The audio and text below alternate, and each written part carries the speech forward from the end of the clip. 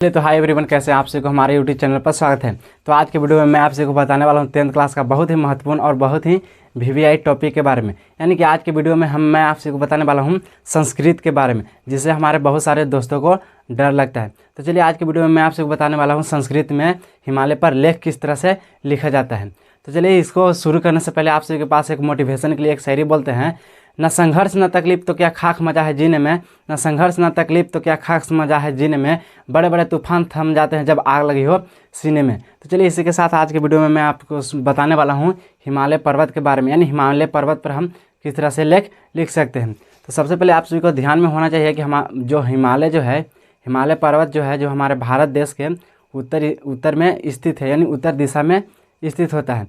तो इसी पर हमको लेख लिखना है। अगर मान के चलिए मैं आपको बता दें कि बाबू रे भाई, अगर आपको बता दें कि आप गाय पर लेख लिख के दिखाओ, तो सबसे पहले आप क्या लिखेंगे कि गाय के 4 पैर होता है ना। सबसे पहले लिखेंगे कि गाय एक पालतू जानवर होता है। उसी तरह से नहीं लिखेंगे। तो हिमालय पर्वत पे भी हमको अगर संस्कृत में लिखना है तो सबसे पहले लिखेंगे कि कहाँ पर है, यानी जो हिमालय जो है कहाँ पर है। तो देखिए सबसे पहला नंबर पॉइंट ए में हमने लिखा है कि हिमालय भारत उत्तर दिशा स्थित, यानी जो हिमालय जो है भारत के उत्तर दिशा में स्थित है। पहला पॉइंट है कि भारत हिमालय के उत्तर दिशा में स्थित है। आश्रित यानी स्थित है। आसे शिखरानी सर्वेशम हिमे आच्छादित, यानी आसे शिखरानी सर्वेशम हिमेन आच्छादित संति, यानी इसके शिखर जो है हर एक समय बर्फ से ढका रहता है। अगला में है एतब युतु यम हिमस आले कथ्यते, इसी से इसे हिमालय यानी हिम मतलब बर्फ, आयाले मतलब घर, यानी हिम के घर बोलते हैं। हिमालय कथ्यते ग्रीष्म तापेन जना।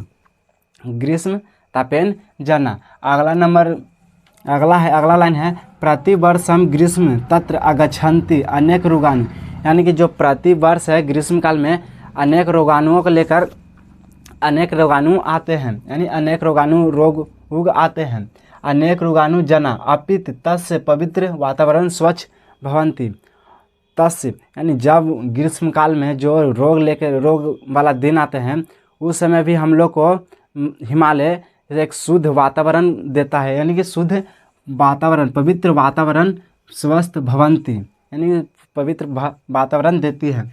अगला है अत्र अनेकानि दर्शनी स्थाननी संति, यानी इसमें जो हिमालय है वहाँ पे अनेक दर्शनिक स्थानिक संति, यानी कि अनेक यहाँ पे दर्शन करने लायक, यानी कि इंग्लिश में बोल सकते हैं तो टूरिस्ट एरिया है। प्रतिवर्ष भक्त अत्र, यानी प्रतिवर्ष हर वर्ष भक्त आते हैं। कहाँ आते हैं?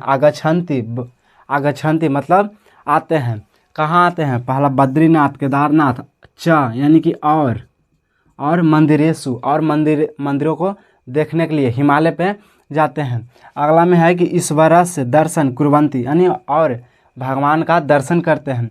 अगला हिमालय एवं गंडक रावत चंद्र भावदी, यानी इसे हिमालय से गंडक भावदी और बहुत सारे नदियाँ निकलती है, नद पर्वती हिमालय प्रहारो राक्षति, यानी जो हमारे हिमालय जो है दुश्मनों से हमारी प्रहार को रक्षा करती है। हिमालय जो है हमारे दुश्मनों के प्रहार से रक्षा करती है। अस्य रक्षणे एवं भारत रक्षणे, और यह हमारी भारत की रक्षा करती है। तो चलिए फिर से एक बार देख लेते हैं। यानी कह रहा है कि हिमालय उत्तर दिशा स्थित आसित अस्य ही शिखरानी पर सर्वेशम हिमेन आच्छादित संति अयवते हिमस्य आले इति हिमालय कथ्यते ग्रीष्म तापेन जना। इस प्रतिवर्षम ग्रीष्म काले तत् आगच्छन्ति अनेकानि रोगाणु, अनेक रोग को लेकर आती है। अगला कहता है कि तपस से पवित्र वातावरण, यानी शुद्ध वायु और वातावरण हमें भवंती, यानी स्वस्थ भवंती, यानी देती है। अगला है कि अनेक तीर्थानि, यानी अनेक दर्शन करने योग्य जगह भी है। तो अगला करते प्रतिवर्ष भक्त आते हैं, यानी प्रतिवर्ष भक्त आते हैं और ईश्वर की अनेक ईश्वरों की दर्शन करते हैं, जिसमें बद्रीनाथ केदारनाथ और अनेक मंदिरों में आते हैं। नग यानी कि हिमालय जो है जो हमारे भारत की दुश्मनों से रक्षा करता है। तो आप सभी से अच्छा करेंगे कि आप सभी से आशा करेंगे कि आपको भी अगर हमारा वीडियो अच्छा लगे तो हमारे वीडियो को लाइक और सब्सक्राइब जरूर करें।